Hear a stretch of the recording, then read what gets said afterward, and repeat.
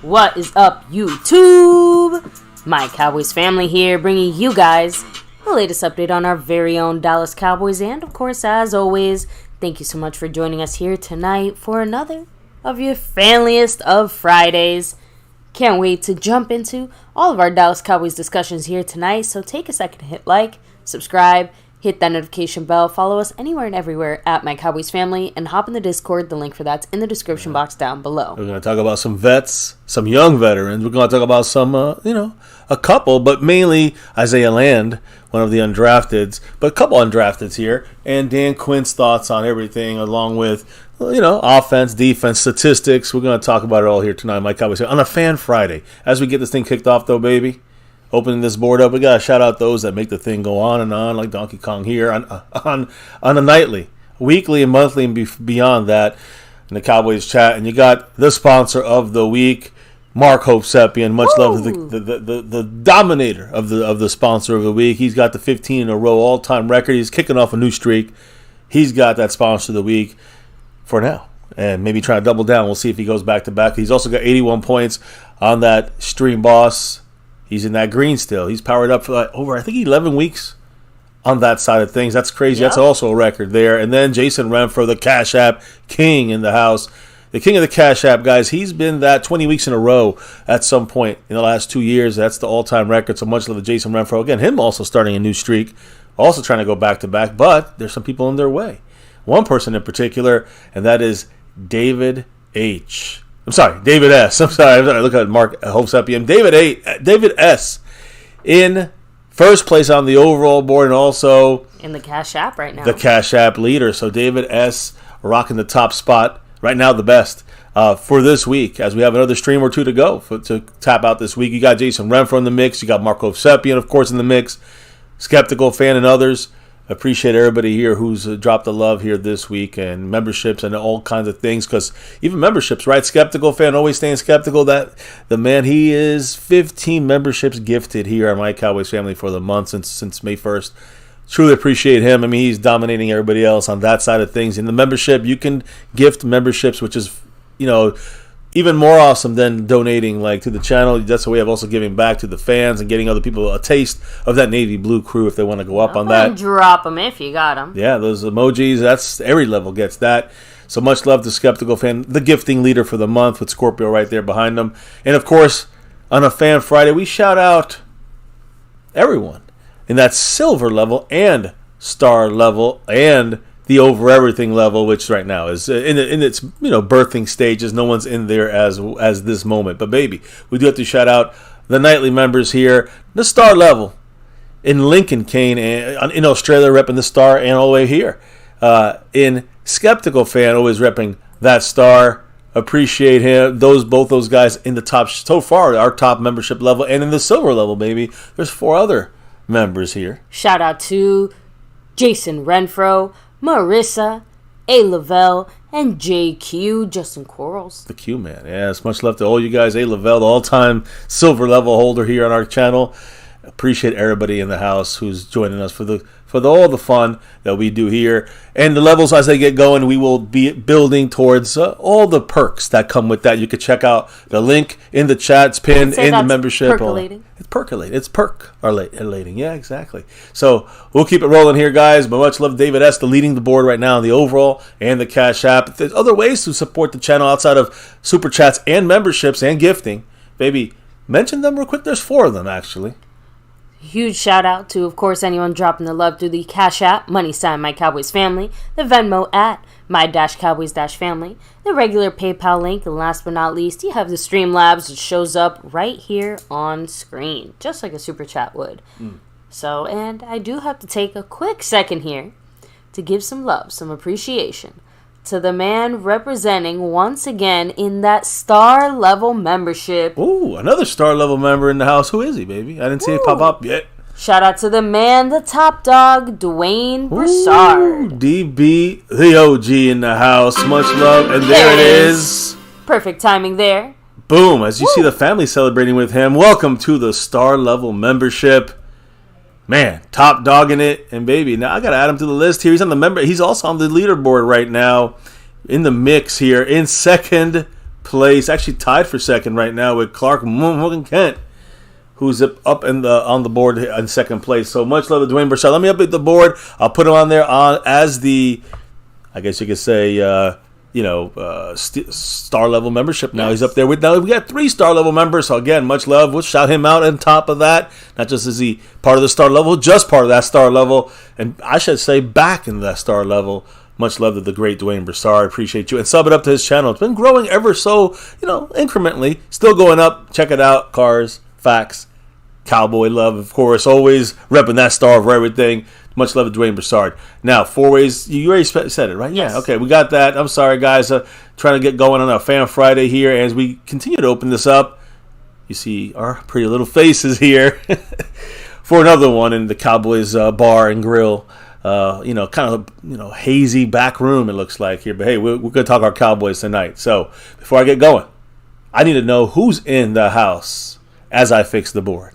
Let me go ahead and shout out. We have Daniel Berry in the house. What's up? Much love. Retro Scotty representing, saying, are y'all not streaming on Saturday? Not sure if you're taking, the breaks on Saturday. So we'll be doing it a lot more as we continue, but maybe, because just family school for the kids as they're coming to an end here. We'll see. We'll see if we can squeeze in a Saturday. If we do a Saturday stream, maybe next weekend, and it may be a kind of more celebratory, relaxing party stream as we get closer to our first, another year, I say, finishing our 6th year here at MyCowboysFamily as we enter our 7th year, I guess you can say, on July 1st. So we'll figure it out, but much love. It's just more about the news as well. If there's a lot of news, we'll definitely jump and do something. If there's not much news, we'll wrap it up on Sunday. You know what I mean? So we hear you. But let me keep going with the shout-outs here. We have Mike Aldana in the house. What's up? Rolando Rodriguez all the way from South Texas. Of course, the man himself, Dwayne Broussard, the top dog.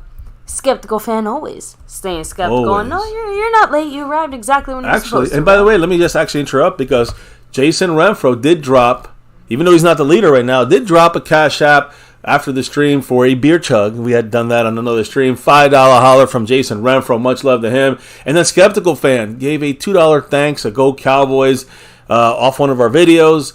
Then also dropped some love to the Streamlabs on another night. Like last night, we weren't live. $3 drop from him and a Go Cowboys. And then, of course, tonight, a pre-stream dollar holler and a Go Cowboys. So much love to Skeptical Fan. Both these guys moving up the board. Jason Renfro now in 5th place, Skeptical Fan in 6th place on the overall board. Just wanted to say that. I know we kind of skipped over that a little bit. But go ahead, back to the shout-out since you mentioned, Mr. Skeptical Fan there. Let me see. And we also love the hat and the shirt, by the way, and that poster. Yes, next time you tomorrow, see I think us, they'll be on Sunday. Yeah, you might might catch a glimpse of that, right? Sunday will be the day, I think. Thomas Garrett, the Superior Garrett. We have Landlord from Wakanda in the house. Speaking of house Nelson in the house. Hello and hi, much love. Let me come back down, double check here. Ron the Don Smith. Hey, Ron the Don. Much love. Glad to hear it's, yes. Things are things looking good? To go well. Yes. Fuck cancer, fight cancer. Yes. A little early on the stream to say that word, but hey, okay. F cancer, you know it, and much love to Ron the Don Smith. Another one of our, I know the old. Listening. I think they'll give us a break. I hope so. But yeah, either way, yes, fuck cancer, and much love to Ron the Don Smith, who again, a lot of these names were membership. I just want to make sure everyone remembers we got memberships back. So if you guys are interested in the Navy Blue Silver Star or the all new over everything level. That one you get a whole night on the channel with us here conversing about the day's topics. But that's if we get anybody in that level. But either way, much love to everybody in the house. Hit that like, that subscribe, that notification bell. Everybody here, family, appreciate you guys. So we have Xavier Hidalgo in the house as well. Much love to you. Again, huge shout out to everybody here chilling with us on this Fan Friday. So baby, I think it looks like from my side of things the board is ready to go. Fully updated. So if you're ready, I'm ready. I'm ready. Cowboys. Born ready. We know today, unfortunately, I don't know if you guys are watching pregame, but pregame as in this stream, pre-stream, but the Dallas Stars, guys, they did take an L in overtime against the Las Vegas Golden Knights. But the Dallas Cowboys, on Cowboys.com, we're wishing the Dallas Stars good luck in the NHL Western Conference Finals. Cheering them on in the, quote, Wild West. So, again, took an L tonight in overtime, but hopefully they'll bounce back and be able to, like they have in the other series, bounce back and get some wins here to get to the Stanley Cup Finals. We'll see what happens, Dallas Stars. Again, next game I think is in Vegas as well. Now, a sad note, of course, you guys I'm sure have all heard, Jim Brown, Hall of Fame running back, and much more than that, guys. I mean, Jim Brown, Cleveland Brown running back, one of the greatest of all time as far as on the field, but one of the greatest off the field, Hall of Fame running back, civil rights advocate, an actor, breaking a lot of barriers as well in some ways, and then one of the most impactful, influential players in NFL history. These are facts. He passed away today at age 87. His wife, Monique, announced this on Instagram, quote, "It is with profound sadness that I announced the passing of my husband, Jim Brown. He passed peacefully last night in our LA home. To the world, he was an activist, an actor, football star. To our family, he was a loving and wonderful husband, father, and grandfather. Our hearts are broken." Monique Brown. So there you go. One of the greatest to ever do it when it comes to on that football field, off the field, all the stuff he stood for, and Our heart definitely goes out to his family at this time. Yeah, and it was, the Cowboys also put out a statement today saying, quote, "It is with great sorrow and respect that we extend our deepest sympathies to the Jim Brown family. His impact on our game and our league, on and off the playing field, will always be remembered. We are so grateful for his life and legacy." Along with a guy who, definitely looked up to him when he came into the NFL back in the late 70s, Tony Dorsett, TD, Dallas Cowboy number 33. Again, I grew up watching. He was the first running back I remember for the Dallas Cowboys. He said, quote, "There isn't a man who played running back in the NFL who didn't see Jim Brown as an iconic legend on and off the field. Rest easy, my brother." Others, of course, out there also, Michael Irvin and many others sent out their thoughts on things. But Tony Dorsett, I just want to say this since we are talking Tony Dorsett for a quick second. January 3rd, 1983, and I watched this game. I remember my dad watching. We were watching Monday Night Football, Cowboys and the Vikings. Everybody knows the 99.5-yard run by Tony Dorsett. That was January 3rd, 1983. In that game, when he was, breaking, again, the Cowboys only had 10 guys in the field. That was crazy as well. And he ran 99 yards. 99.5 yards. Will never be broken. The longest run in football history. He reached 21.7 miles per hour on that first ever. Really, 99. It was the first one, and it's been tied, but it's never going to be beaten. The first 99-yard run and touchdown in NFL history. Again, this is all going through real analytics. It's funny how they were able to measure this stuff just on film. It's crazy. So because again, you didn't have the actual timing things going on back then. So they're using footage to do this through NFL films. Interesting. Tony Dorsett shouting him out there. Science B. Right? So now NFL news, guys. NFL owners receiving an update next week on their spring meetings in Eagan, Minnesota, on the proposed sale of the Washington Commanders, but no vote will be taken. So that looks like, again, that, like I said to you guys earlier, it's going to take a little bit of time. But that's like the first kind of step towards informing people officially, so to speak, that the getting the information out there. Well, the sale is going to be voted on, but not now. It's going to be voted on, no vote will be taken right now. Got it. It's just that it's in process. They got to do all those legal checks, and then they'll be able to vote on this officially, probably in the next in a month or two or something like this in the next league meeting. The first big step here. Yeah, according to Jeff Miller, he said, quote, there will be an update to the membership on purchase and sale agreement. League staff and finance committee will continue to review the transaction. So as we said, I said this last week when this thing happened, I said, don't think it's going to happen tomorrow. It's going to take some time for the Jeff Miller and company group of people there to get this transaction to go fully through. 15 months, just on the Washington Commanders side, 15 months in, and no reports been released yet from the investigation into Daniel Snyder, the Commanders' allegations of workplace misconduct. Still waiting to see what happens there. Jeff Miller said, quote, nothing's changed on that. Once she completes her review, we'll release the findings of it. No other news to report there. So just still waiting. The NFL still doing their little statement. Now, there's a statement coming out from David Cantor. DeMarcus Lawrence is, I think, his agent. He was in trouble with the NFLPA. They were investigating him. Do you remember why? He was offering vacation homes, supposedly, if they drafted his players that he represented. That's right. Statement from agent David Cantor's attorney, Michael Schuster, was said today. This is what they said through his attorney. Quote, it has been publicly reported that the NFLPA is investigating agent David Cantor for so-called bribery attempts during the NFL draft. Although we preferred to address this matter in a private fashion, the leak of the NFLPA's investigation has compelled us to publicly respond. The communications that are the subject of this investigation were no more than playful banter by Mr. Cantor with industry colleagues who interpreted them to be made in jest, as any reasonable person would. It is unfortunate that Mr. Cantor must now defend his reputation, both in the court of public opinion and within the confines of the NFLPA's disciplinary committee.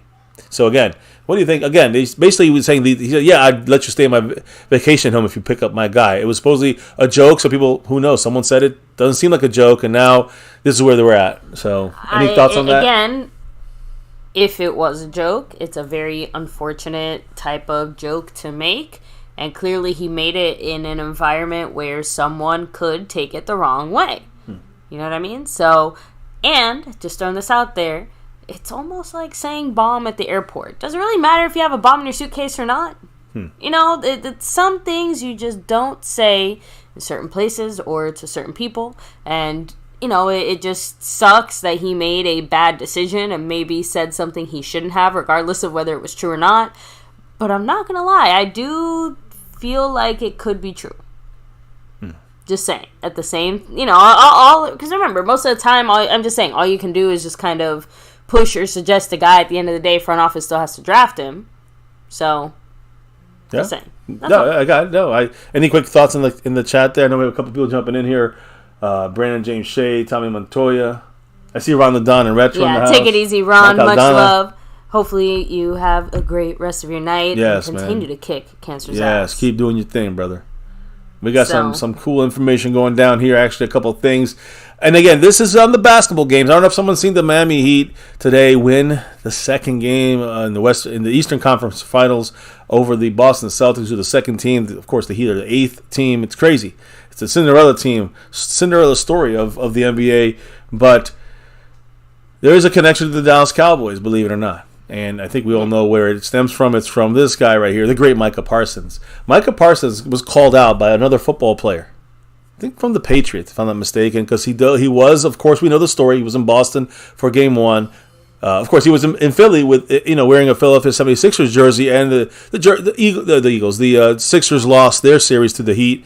Then he was at Boston's arena, and it was wearing the Boston Celtics jersey on Monday or on whatever day I think it was Monday or Tuesday, and they lost.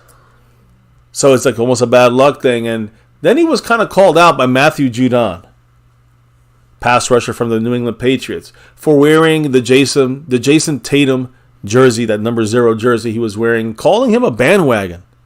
So we got some more calling out here on the jersey stuff. So again, So weird. Micah Parsons in attendance for that Heat Celtics game on Wednesday night.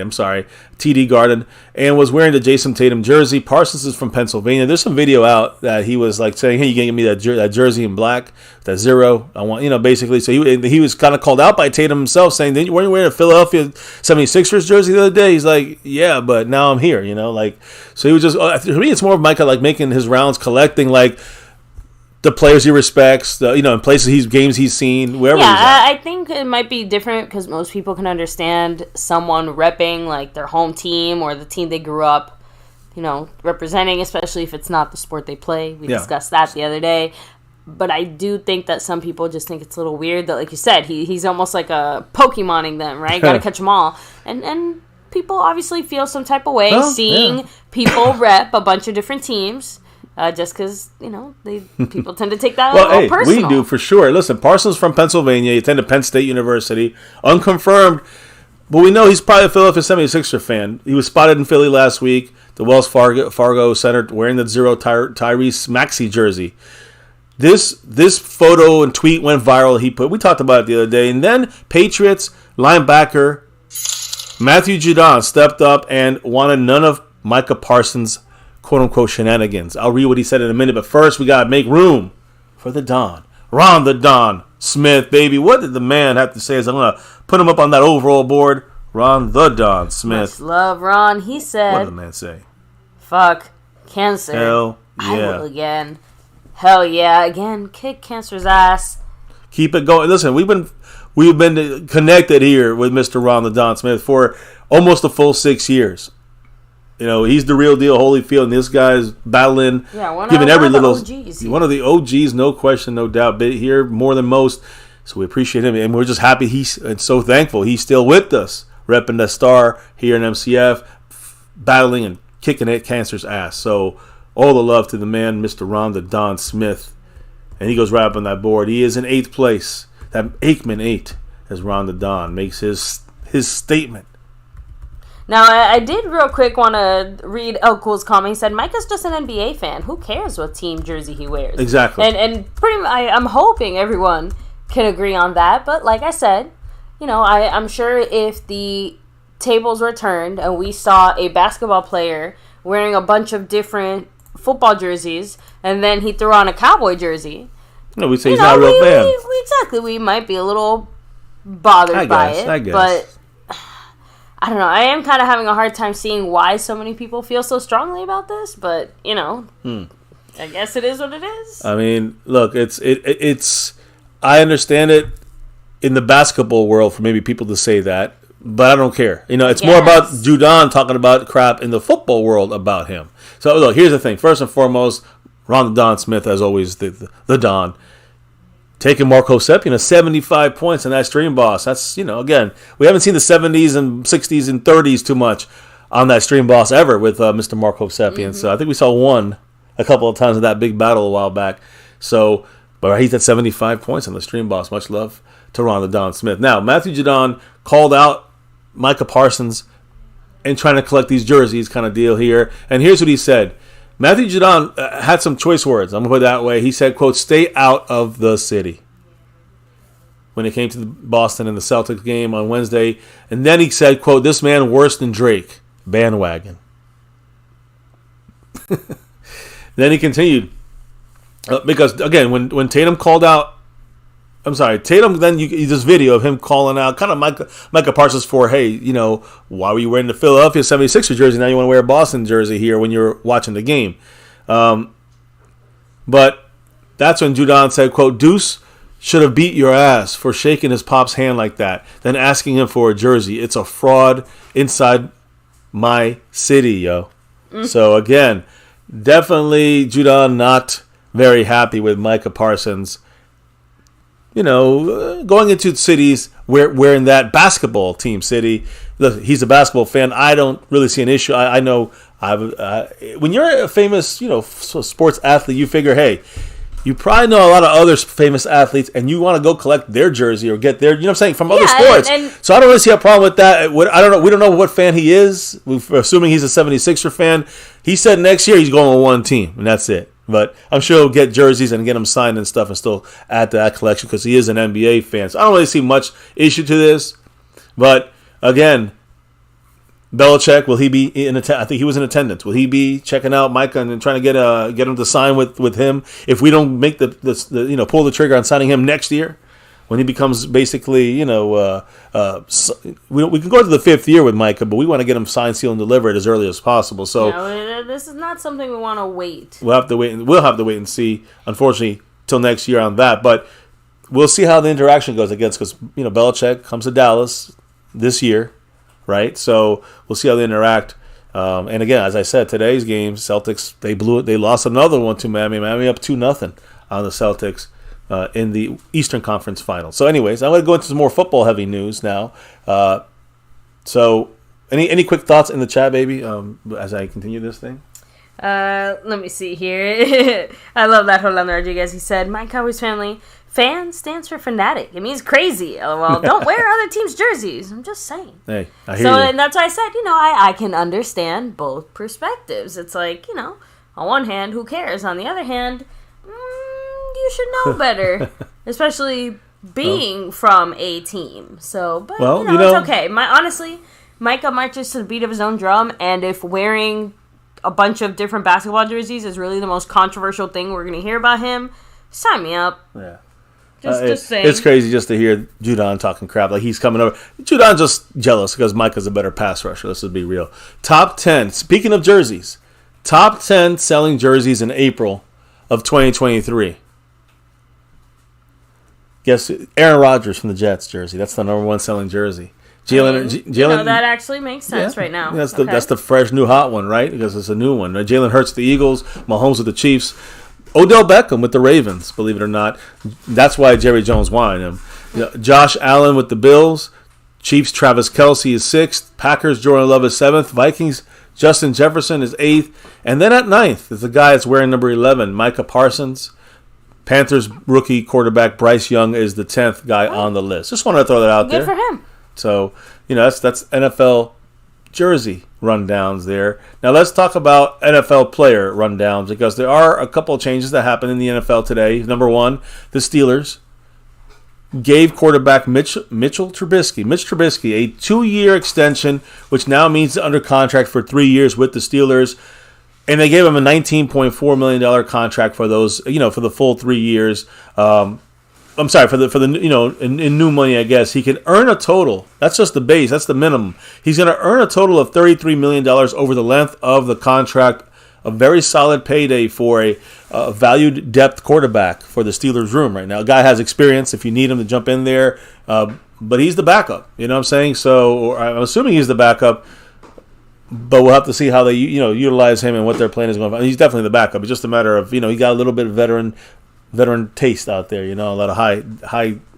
He was a high-rated quarterback when he came in, and was, obviously a bust as a starter. As a backup, been solid. So they locked him in there. And then you go to the Buffalo Bills, former punter from San Diego State University.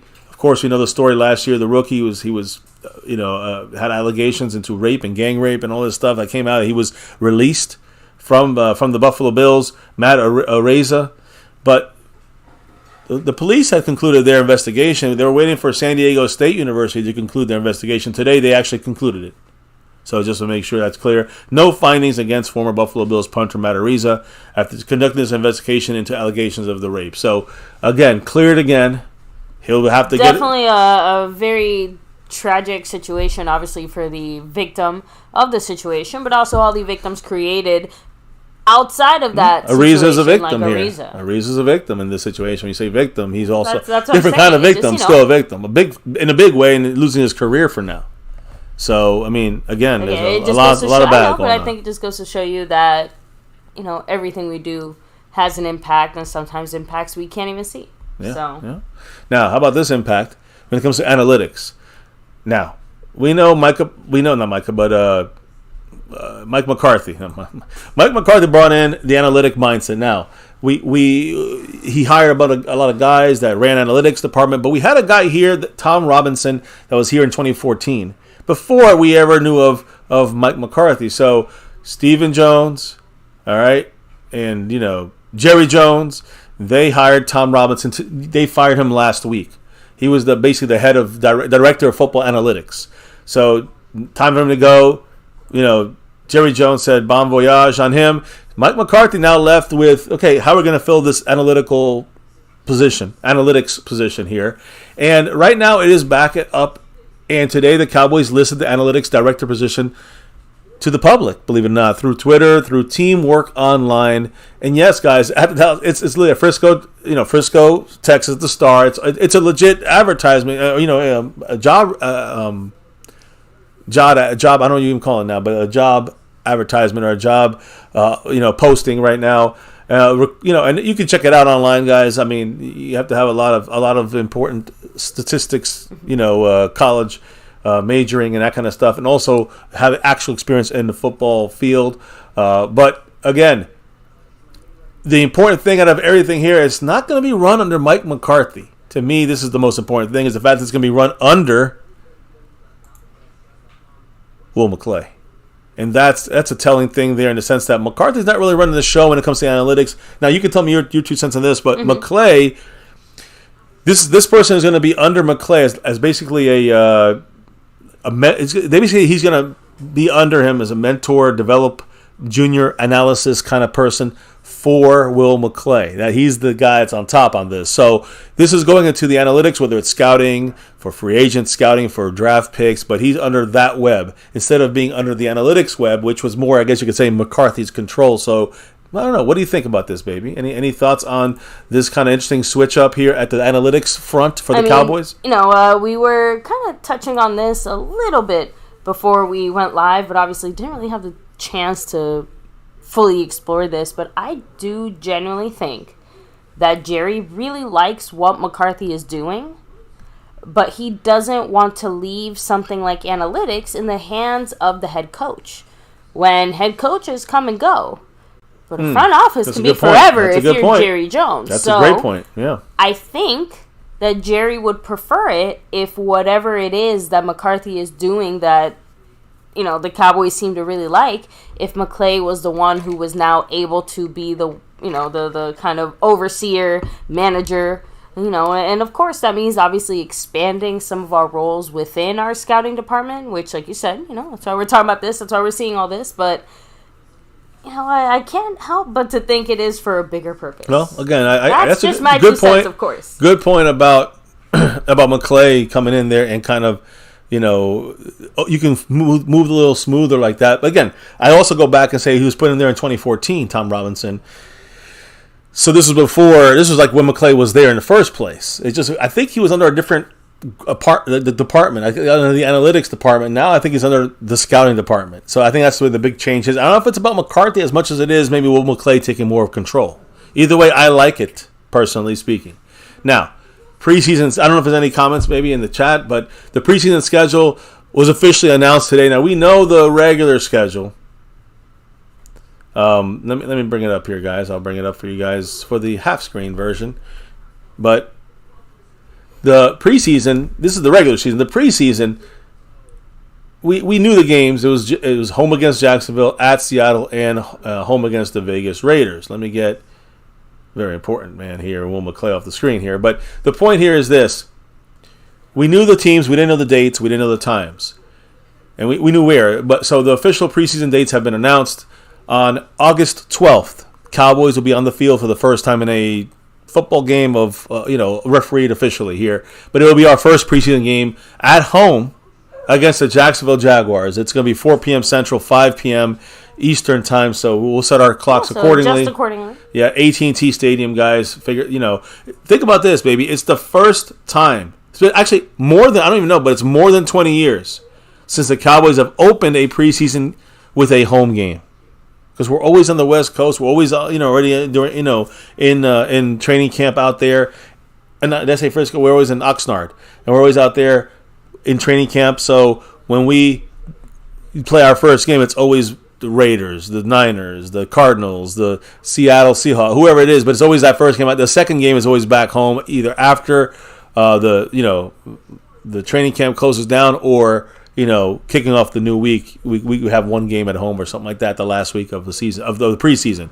This year, we start off against the Jacksonville Jaguars, like I said, August 12th, 5 p.m. Eastern, 4 Central. Then we have a quick turnaround about, 6 days later? I guess that's quick, but we got a game on the 19th, August 19th, against the Seattle Seahawks at Seattle.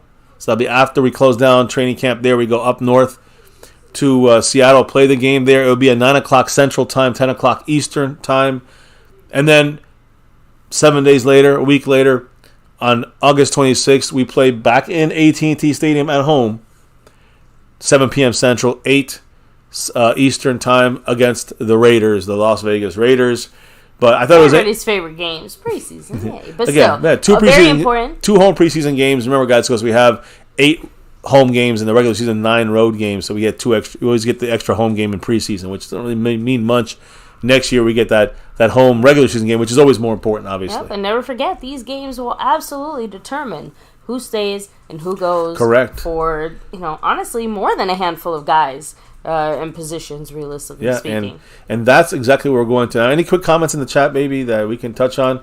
Because I do want to get into... kind of rolling it back early from some of our previous comments. Retro Scotty said the punter should sue the accuser for defamation. He is. And sue the Bills for not really investigating. That's different. But I don't think they can do that with the Bills. But he's definitely suing the situation going on here with the charges put against him. So he is battling back in that way. So good, as he should. So Byron Bradley months up throwing out there. That's life-changing money. Yeah. Yeah, especially for someone just starting off their career, even more so. Yeah. So, but yeah, anyway, we can keep rolling, baby. So, as we're just talking about preseason, let's talk about the guys you're going to see a lot in preseason. It's not going to be our starters, our veterans, our superstars. It's going to be the undrafted guys and the rookies, right? So, let's go into our undrafted corner real quick here, and I'm going to shout out 2 specific guys, starting off on offense real quick. And that is undrafted free agent T.J. Bass. I've talked about him in the past.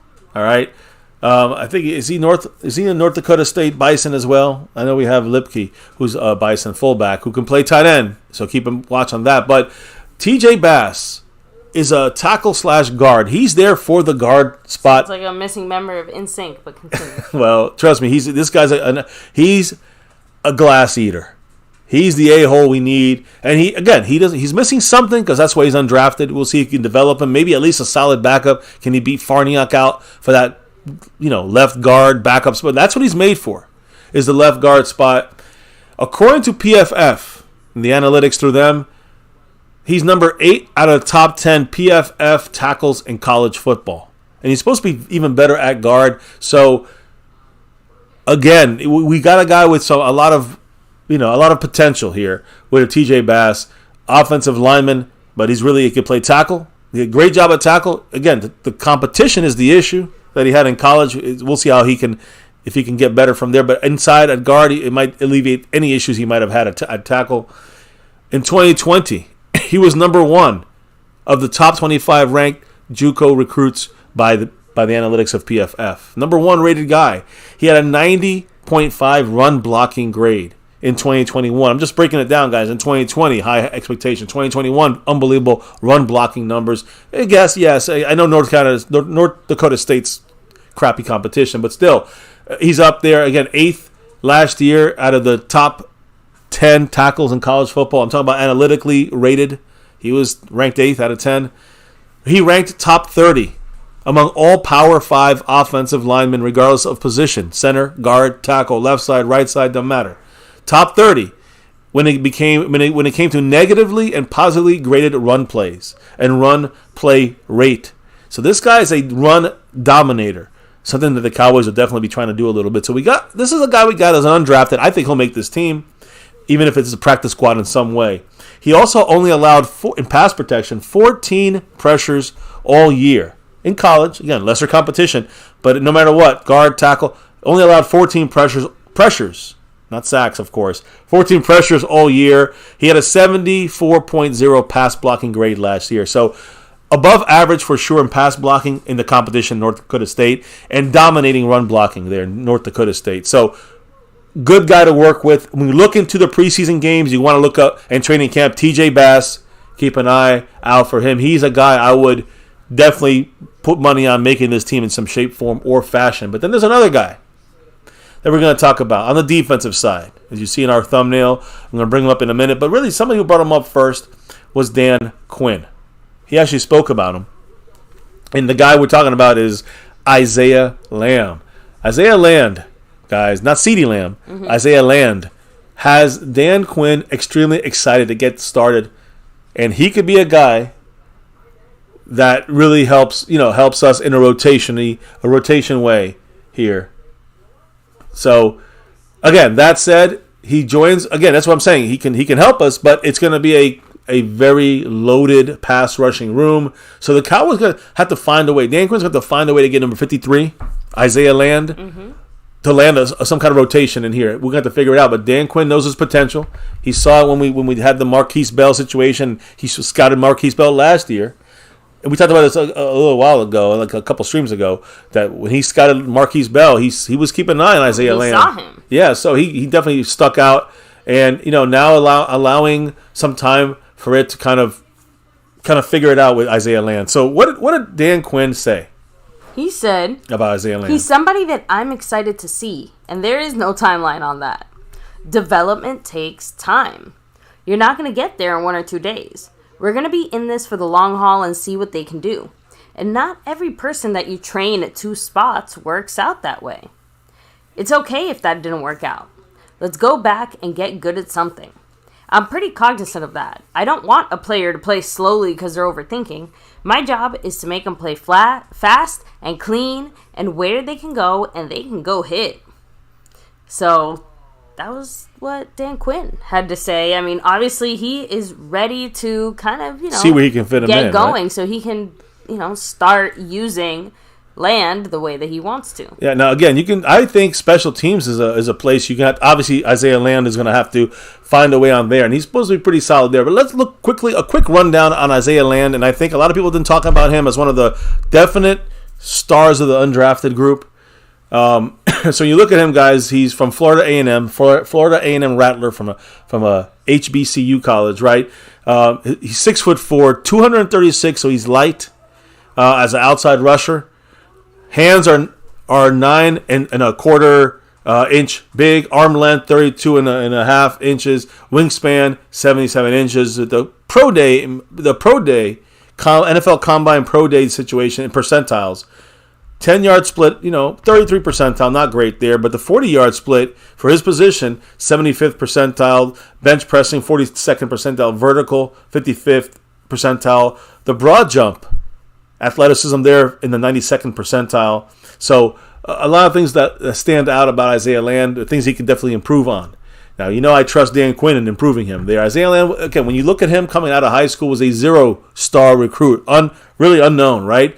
Received no interest from any college football schools. He got an offer from Florida A&M and then enrolled in 2018 where he redshirted the first year. In the junior year, he won awards after leading the FCS in both sacks and tackles for loss. He became a penetrator with pass rush ability. He entered the transfer portal before his senior year and got offers from schools like Georgia. But he ended up saying, again, this could hurt. This is what hurt him a little bit. But he stayed, in a smaller school in Florida A&M instead of going to a bigger school like Georgia, where he probably was going to get less play time. You can see it didn't really help him because, again, he was undrafted, but he's got a little bit angry about that. Now he's able to improve himself in the NFL. During his time at Florida A&M and the Rattlers, he played a total of 1,120 snaps on defense at linebacker. He made 90 total tackles, 45 tackles for loss, 58 defensive stops. Fantastic numbers, again, in the smaller school situation there. But he had 28.5 sacks and made 4 forced fumbles. He also added in his production 7 pass breakups, so he's always around the ball, knows where the ball is. 1 interception as well on pass coverage duties. Again, more of a penetrator, run stopper, pass rusher type of linebacker. Let's talk about the positives. Biggest strength for number 53.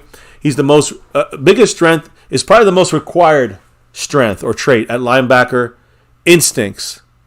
Over everything, Isaiah Land has incredible instincts and athleticism. You can see it on tape. You see him constantly flowing wherever, as I said, knocking balls down, getting interceptions and coverage, even as a pass rushing guy. He knows where the ball is always at, and he's constantly flowing to the ball. He's always around the ball. So that's for sure very good for special teams. Also very sudden and quick with a very good burst. High level of reaction. Again, that kind of plays into the instinct side of things. Has a good mix of pass rush moves and is able to use his hands to fight off blockers. So again, going to use the football IQ part to help him maybe with some of the undersized things. Has a good overall frame and build, which needs to be added on, like you've seen with Micah Parsons. Dan Quinn's the guy to know exactly where and how to add in that bulk. And again, Dan Quinn, if he wants to use him in a 3-point stance instead of a stand-up linebacker, then he would have to gain some bulk and muscle, and Dan Quinn would have to work on that. Good pursuit for Isaiah Land to the ball, excellent speed to chase, high motor all the time, plays high effort on every play. This is why he's going to stand out in the preseason time, and very natural bend when he's coming around the edge and pass rushing. So again, we heard about this with Robert Quinn in the past, and you see it with Micah Parsons now. You're going to get that same kind of in the preseason. You're going to see this coming from Isaiah Land. These are the positives. We'll talk about some of the negatives here in a minute, but first, roll out the red carpet for the man with the plan, the sponsor of the week, all the way from Hawaii, ripping that star for everything. Mark Hosepian in the house with that 5 on it. What did Mark have to say, baby? Ooh, thank you, Mark. And he said, a lot of these guys can make our team. The guard can be better than Farniok, but I agree. The problem is these are backups. We need starter quality upgrades. Agreed, but I think TJ Bass is one of those guys you're bringing in, not like a Lyle Collins, when we knew his potential was a high round guy, and we know why he dropped. It was more they're bringing TJ Bass in because he's here for a solidified depth to push a Farniok off the team if need be. And I think I said this, I don't know if you heard earlier, Mark, but I said the same thing. I said, TJ Bass, you're going to see him make this 53, pushing a guy like Farniok off. You read my mind. I mean, I don't know if we just connect in the same wavelength here, but I literally say the same exact words. I think TJ Bass he's looked upon. Farniok is not supposed to be a starter either. He's supposed to be a depth guy, and we're going to improve our depth by hopefully with someone who's a little better than Farniok. So again, not a starter. I know what Mark says. The Joneses, they look at him as Larry Allen, TJ Bass. But hopefully the coaches don't. So in the end, this is not the guy who's going to replace or play. He might have to play some games there. You got Chuma Odoga can play some games. So at least now maybe a little better now at tackle and guard if someone like TJ Bass comes out of the heap, out of the rubble here in the undrafteds. That's why I mentioned him. But yeah, and again, Isaiah Land, it's going to be hard to find a pass rushing spot. We got 5 pass rushers in rotation, but he could be the 6th, and he could also be utilized in different ways as a linebacker, I guess, but he's going to be used, I think, more as a pass rusher for Dan Quinn's defense. So much love to Mark, as always, the man repping with the plan. He's got 80 points on that stream, boss. And you can see him on that overall board moving on up. That's right. Although still in 4th place, still up there. Much love to Mark Hosepian, our sponsor of the week. Let's keep talking about Mr. number 53 here, Isaiah Land. Areas of improvement. Major issue from competition level. Never really tested himself fully. And that's why I said was the issue that stood out the most. Why did he drop out of this, the draft and completion as an undrafted guy? Why? Because he never took that jump from Florida A&M to Georgia. If he was playing Georgia and showed out and earned some more time and had a damn good year, he would have been drafted, for sure. But he went with the easier route, dominated, but it wasn't as impressive to the scouts or teams because he wasn't really, again, this is one of the major issues, competition level in Florida A&M and testing himself at Florida A&M. Those two things, even though he had a high motor and all that stuff, it was against easier competition. No anchor. So here's the issue with him trying to control a block, or he might get washed out and blocked out in some plays. He has no anchor or strength in his lower half, so on running plays especially. So if he's coming now pass rushing, he'll be productive. He can use his bend and that speed and quickness. But trying to hold a run block and then predict which way the run, try to see and then collapse the hole, the gap, he can't hold his run gaps. So forget about that when it comes to Isaiah Land. That's why you got to bring him on the outside as a pure pass rusher with like Dante Fowler type guy.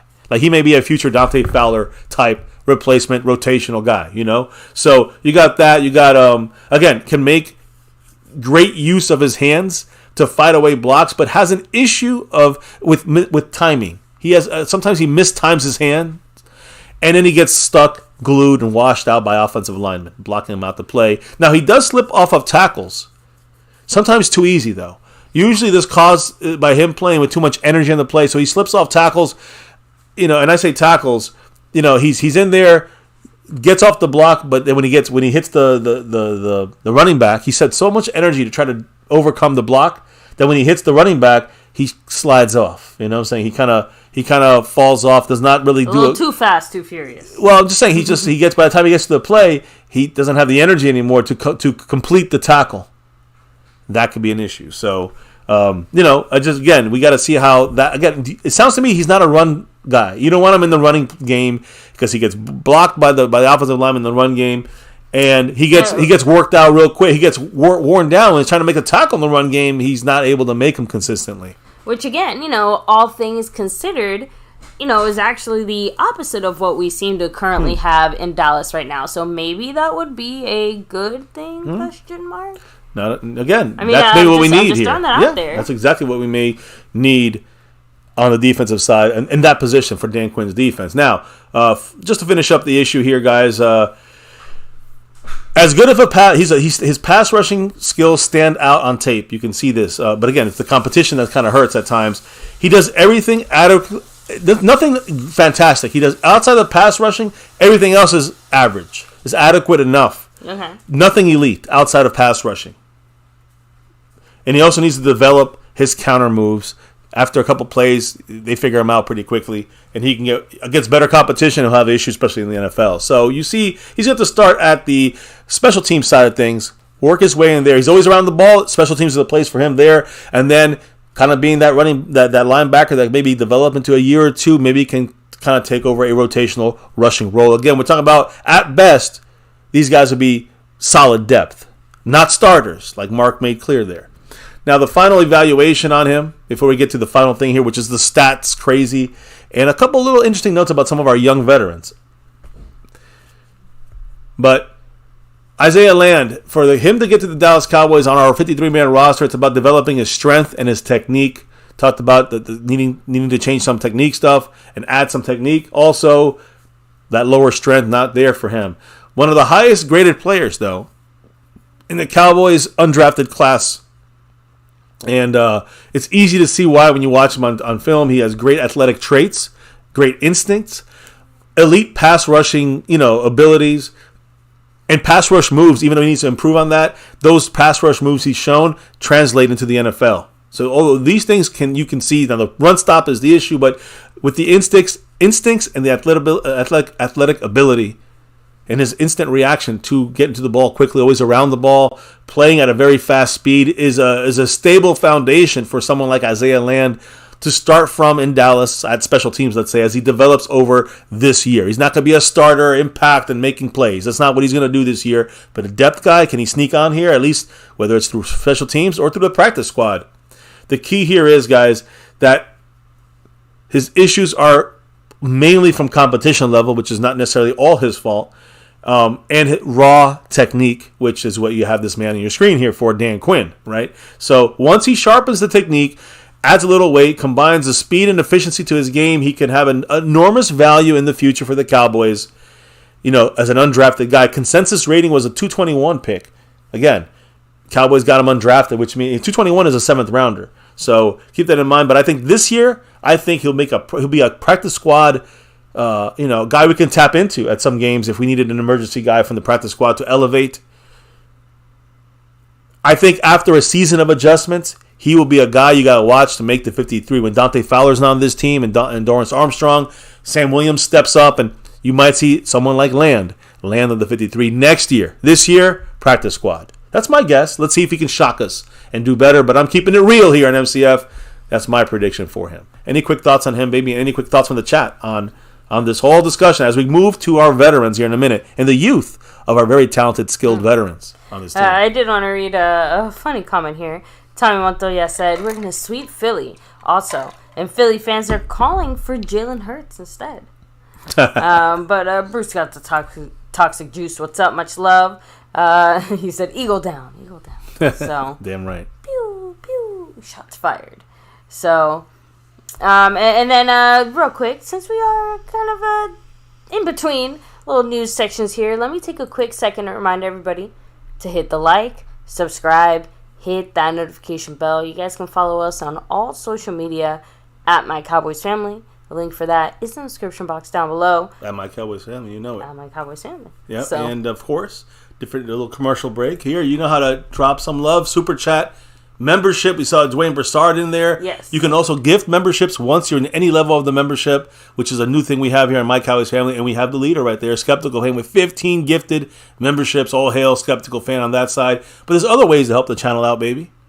You saw some of them here throughout our pre-stream stuff. Yeah. 4 ways to help on top of that, yeah. Of course, through the Cash App, Money Sign, MyCowboysFamily, the Venmo at My-Cowboys-Family, the PayPal link, and of course, the Streamlabs link as well.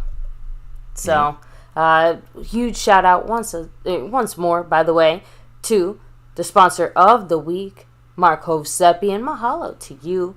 Much love to him. He's dropping some love here tonight, actually. He's dropping also some representing, knowledge. he's repping as the stream boss. He powered himself back up a bit there. Yeah, so. 80 points up there. And if you look at the Cash App side, you got none other than the man, Jason Renfro, repping that Randy White, number 54, 80s jersey, 1980s jersey. Much love to Jason Renfro, the Cash App king, repping it as he always has done, just like Marco Sepian. But the leader right now, the overall board, same guy that's rocking it here in the Cash App leader, David S. He's the top guy on both boards, currently in first place. We'll see how that goes with maybe one, maybe two, but definitely one more stream to go on Sunday. We'll see if he takes the crown and the sponsor of the week. We'll see. We'll see what happens. But there you go. There's a commercial break, baby. Give us all a little chance. Any other last comments in there? Let me see. Q Ball in the house. What's up? Cassie Stewart, much love to you. Thank you for stopping by. Cassie. Let me see. No, but I think that's everything so far. Perfect. Okay. I'm just checking. I know we're trying to keep these like an hour. We're almost there. And we're almost at the end of this. We're almost at the stats portion, which is kind of the finale, but it's a long finale because it is dripping with very important information. So let's start first. Before we get to that, let's start with the important stat of young talent loaded here in Dallas. Big D with that loaded young talent, that star talent that is young. 3 Dallas Cowboys, analytically by PFF, are on the top 25 list for the best 25 and under players in the NFL for the 2023 season.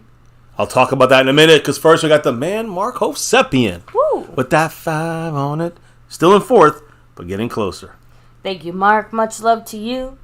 Appreciate you. And he said, seems to me that Jerry Jones thinks all we needed was a good defensive tackle to take over the NFC.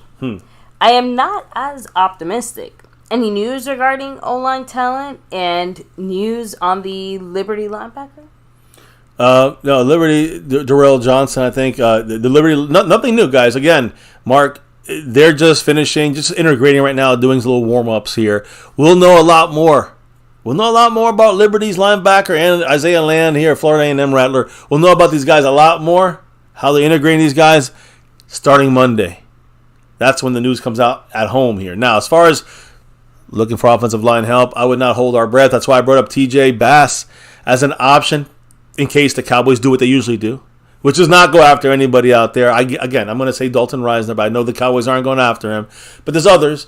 You can go cheaper with Jonathan Pugh if you really wanted to get someone in there. But we talked about it the other day, Mark.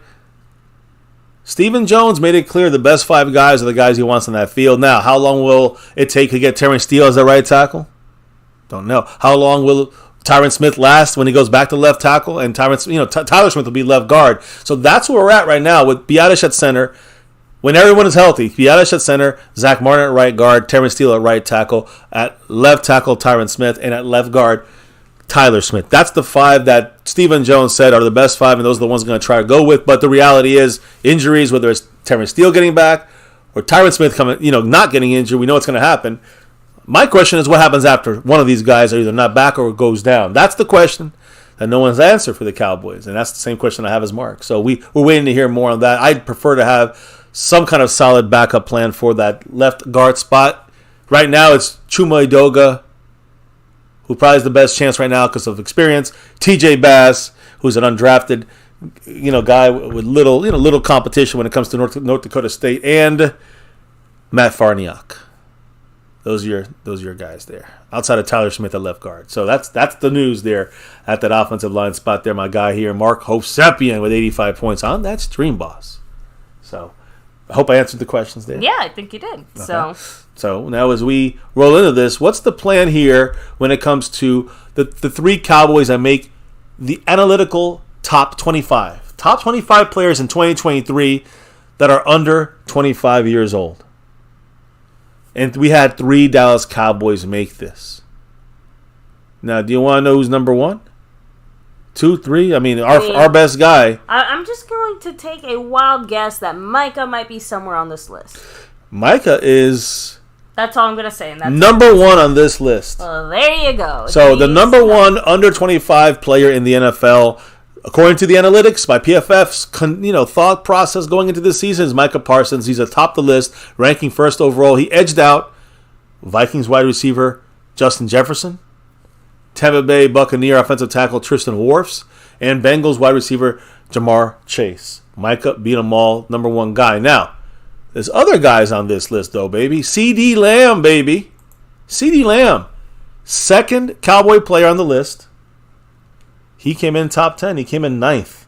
Oh, good for him. As the under 25 list, the 9th best under 25 player in 2023. Just throwing it out there, guys. Again, he's the 3rd ranked wide receiver behind Justin Jefferson and Jamar Chase. But he's right there, like they're in the top 3 and 4, right? So, CeeDee Lamb is 9th on this list. And last, definitely never least, the guy we have maybe the biggest questions about, like, why are we not signing him yet? Trayvon Diggs.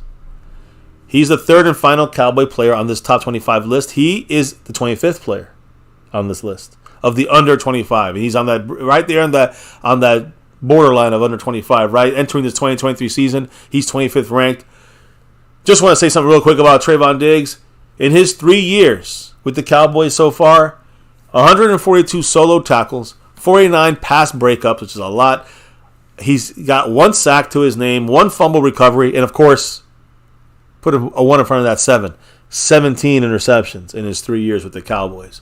So, again, this is what analytically PFF is saying. These are the best young guys in the NFL. We have 3 of these guys. Trayvon Diggs, CeeDee Lamb, and of course, the one who's the best. I mean, Micah Parsons there. But, guys, I don't know how you feel about this, baby, but it's pretty good to see we have 3 stars for this year, and I'd say beyond this year, that are still young and ready to take this team forward to the next level. I think the Cowboys, should get to signing Micah when the first chance they get next year. I know we got a 5th-year deal on him. Get that deal done this year rather than next year. You don't have to pay so much. And, of course, Trayvon Diggs, well, we're going to have till next March. If the Cowboys don't sign him this offseason, they'll have the next March to make a decision on Trayvon Diggs. But if he plays as well as I think he will play, especially with Gilmore on the other side and the pass rush on our defensive line, he's going to be even looking better. He's going to be getting more money. So, Cowboy front office got to do their thing. And this kind of plays into the stats I'm going to talk about today. I don't know if you had any thoughts on these 3 young guys, though. I mean, honestly, not really, but I did want to hit up the chat real quick because I'm seeing some comments here I did want to touch on real quick. Cassie Stewart, glad to see you're back home, by the way. Rolling back a little bit more. Where was it? So, no, there we go. Bruce got to talk to Juice. Said, I'm excited to see the Sack King, as they call him. So, rolling back there in regards to, obviously, Micah Parsons. Landlord also said Diggs gets 10 interceptions and it's a wrap. And again, it's even interceptions. If he's knocking in double-digit interceptions, I mean. Well, you got to remember though, this will be the front office clown show that we talk about sometimes. When if you had him set up there as the only guy, maybe it's a smart move like last year. All right, maybe we can wait this year out. But when you got him on another solid guy across from you, who's got right now Gilmore is still a top 10 ranked coverage cornerback in the NFL up to this, not just in his career. Now, it's crazy that you would want to roll the dice on, the pass rush being better, Gilmore on the other side being better as the other cornerback, and then if they go at Diggs, he's going to be able to take more chances. That's going to give him more, which is great for us. It's going to be bad for the Joneses when they got to pay the piper. And the longer they wait, the bigger chance that is an issue. Shit, like Choctaw said last night, he just go to freaking Buffalo and play with his brother, Stephon Diggs. So, look, on the defensive side, I want to stay tuned with some of the stats. And that goes defensively. We're going to start with Micah Parsons' pass rush. And really turnovers. The most takeaways over the last 2 years. Third most is the Buffalo Bills, 57 takeaways. Second most, the New England Patriots had 60 takeaways in the last 2 years combined. The Cowboys, 67 takeaways over the last 2 seasons combined. For Brian Baldinger, he says that's the number one stat he looks at when it comes to defenses. I can't blame him. We had really a lot in 2021. We didn't do bad last year in getting turnovers on defense in 2022. So big stat there. Micah leading the way. And when you talk about Micah, Brian Baldinger said this, quote, "He's affecting the quarterback quicker and more regularly than any pass rusher in this business," end quote. And facts. Those are facts we talked about last night or 2 nights ago. 2 seconds flat is the time it takes for Micah to get to the quarterback or get home, which is a yard away from the quarterback. No one is better than Micah Parsons in that. Takes 2.3 seconds for Myles Garrett to do that. He's second.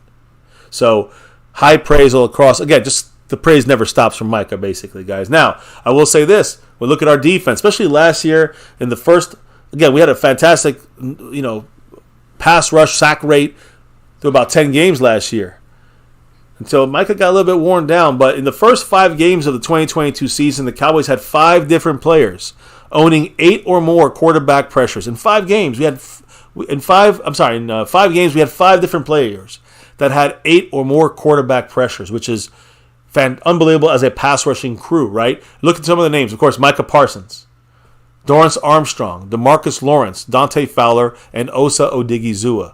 So these are guys. I'm going to talk about some of these guys here tonight, statistically, of how as the defense gets better and Quinn gets more comfortable calling plays and knowing the scheme, and the players get more comfortable in Dan Quinn's scheme. It's going to help the Osas and some of these other guys that are kind of floating there to take that next step forward, in my opinion. Now here, as we continue this, though, at that time, these players I just mentioned, Parsons, Armstrong, Lawrence, Fowler, and Odigizua, they had a league-high 17 quarterback pressures coming from within 3 seconds of the snap when using 4 or less pass rushers. So, again, efficient, not needing numbers on that defensive line. We were unbelievable those first 5 weeks. There's domination. And, again, a lot of that was, pressures, sacks, causing issues, ruckus, whatever it may be. Micah leading the way on that side of things. So looking at these stats, we get a little deeper here. Let's look at some other guys that rep that defense. And I'm not going to show the picture, but I'm going to show the guy kind of leading the way here on the defensive side, and that is, of course, none other than Dan Quinn. When it comes to things regarding our defense as a whole, Dorrance Armstrong, 30 games played when you combine 2021 and 2022 seasons, 30 games played. Over the last 2 years, Dorrance Armstrong is the only player in the NFL to have this combination of special teams. Now, again, guys, Dorrance Armstrong is a major special teams player and defensive numbers statistically. Listen to this. In 2-year span, he has 69 or more tackles, 39 or more solo tackles, 29 or more assists, 13 or more sacks, 1 forced fumble or more, right? 40 or more quarterback pressures, 3 fumble recoveries, 3 blocked kicks, which, of course, special teams. A touchdown, pretty much. I think he got that off special teams. I'm not sure, but he has a touchdown. He has 4 stuff plays. Deeper analytics. He covers his run gaps. 10 tackles for loss. Actually, over 10 tackles for loss, and over 25 quarterback hits. Again, guys, over the last 2 years, he's the only player to ever do this. Special teams and defensive numbers combined. Second most snaps in 2022 of any Dallas defensive lineman behind DeMarcus Lawrence was Dorrance Armstrong.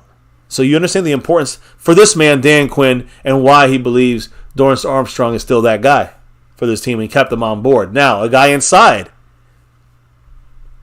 And actually, give me a minute here, baby.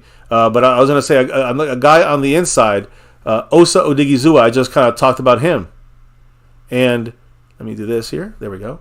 And Osa Odigizua was, I think he was maybe I don't know if he was named this or if he just came out, but he seemed to be one of the most improved players, believe it or not, for the Dallas Cowboys last year. He had 30, again, playing the 3 tech inside, 31 tackles that resulted in a defensive stop, 12 more than his rookie year. So a nice improvement there from rookie year, 12 more tackles that resulted in basically a running back or a play not getting as many yards as it should have when he was at the tackle point. Ended the 2022 season with 3 straight games of earning a 75 or more or higher PFF analytical grade. So his analytical kind of consistency of run stop and pass rush was getting better consistently through the end of the season. Keep that in mind. 4 sacks, 20 quarterback hurries, 7 quarterback hits, 31 quarterback pressures, also 1 forced fumble, 8 stuff plays behind the line of scrimmage for negative 15 yards. That's on 344 pass rushing snaps. Not bad for last year for Osa Odigizua coming from the interior of our defense. Now, does he give us that push? Not yet. But he does give us some athleticism on that defensive line to help different schemes for Dan Quinn in that pass rush side. You talk about the get home rate. You know what get home rate? Getting to the quarterback. His Osa impacts the quarterback or gets home every 5.5 pass rushing snaps. So if a team, when they get to the 5th or 6th pass rushing snap, Osa gets to the quarterback in some shape, form, or fashion within a yard of the quarterback. Just saying, Dan Quinn's going to continue to work on Osa, hopefully continue to get that pass rush going. Now, he doesn't just use defensive interior and edge rushers and linebackers for pass rush, baby. He also uses defensive backs. And one of the guys he loves to use, one of the reasons why he's still on this team, is Jordan Lewis. Specifically Jordan Lewis, baby, because before Dan Quinn, Jordan Lewis was barely used as a pass rusher.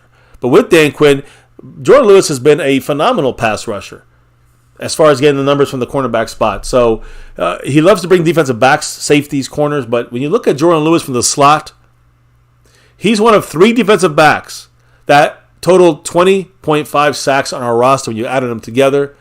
Jordan Lewis has career pressure. Jordan Lewis, I'm saying when you look at his career of pressuring the quarterback, he has a 2.0 get home rate for his entire career, which is very good. It's an accumulation of plays, sacks, pressures, hurries, hits that impact the quarterback as compared to how many pass rushing snaps that same player had. When you look at the career, pass rushing snaps, he had 61 pass rushing snaps, 14 pressures out of 61 pass rushing snaps. Now, that's not that many in his entire career. But he had 14 pressures on the 61 pass rushing snaps, 8.5 sacks. He had 2 hits on the quarterback, 4 hurries, and his get-home rate was 2.0, which is one of the better ones from the cornerback spot. So, again, when you look at the breakdown, my thing here is when Dan Quinn was utilizing him, what's the difference there? Dan Quinn in 2022 used him for 4 pass rushing snaps. He got a sack, he got a pressure. Out of those 4, 50% successful right there. In 2021, he had 8 pass rushing snaps. Again, remember, guys, Jordan Lewis in 2022 was injured. So he only had 4 pass rushing snaps, but on a short year. On a full year in 2021, he had 8 pass rushing snaps with Dan Quinn. Out of those 8, he had 5 pressures on the quarterback, 2 sacks on the quarterback, 2 hits, and 2 hurries. Of course, some of these overlap, so some of the pressures count for hits and maybe count for hurries as well. So, again, a lot. You see the usage 8 and 4.5 a season there, but about 2020. Well, actually, let me rephrase that. He loves to use defensive backs, but he uses defensive backs. I made a mistake. I flipped this around. Jordan Lewis actually was used a lot more in pass rushing snaps under Marinelli and under Nolan Ryan. Nolan Ryan, he had 11 pass rushing snaps, but you know how much he got there? Pass rushing snap wise, 11. That's more than the other. Almost double than That's almost double than the last 2 years combined. He only got 1 pressure and 1 sack. It's crazy how much better, efficiency-wise, Dan Quinn uses Jordan Lewis.